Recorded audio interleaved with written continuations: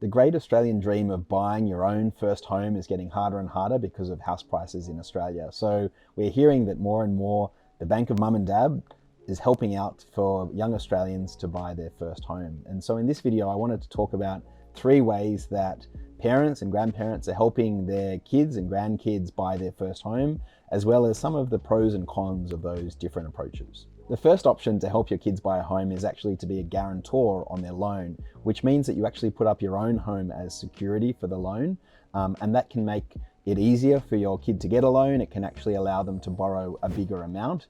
And the other big benefit is that it can help them avoid having to pay LMI, or lender's mortgage insurance, which typically you have to pay if your LVR, or how much you're borrowing versus how much you've put in as equity, is over 80%. So this is quite a popular option because all you're doing is putting your own house as security.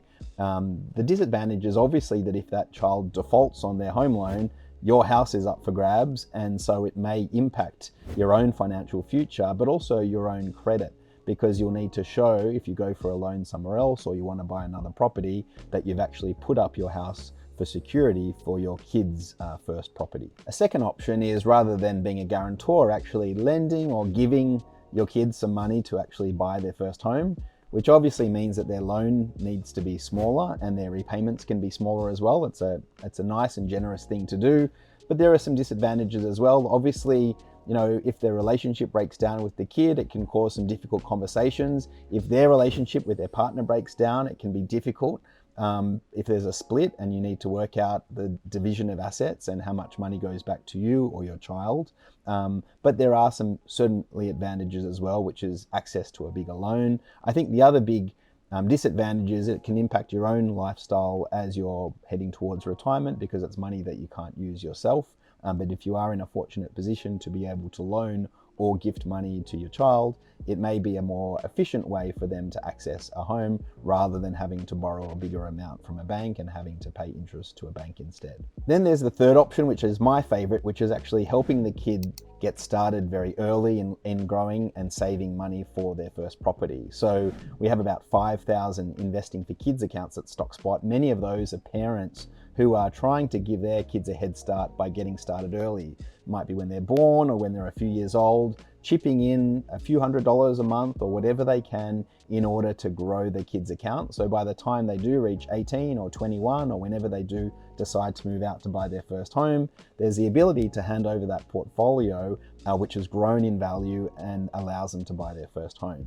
I think the big advantage of this one is that if it's small amounts, you may not notice it too much out of your lifestyle as you're chipping in. It also really teaches the kids over their early years the importance of saving, investing, the benefits of investing and compound growth, and they can actually see that money grow over time. I certainly have lots of conversations with my young boys now about their portfolios, the shares in them, why they're going up and down, and the sorts of businesses they own.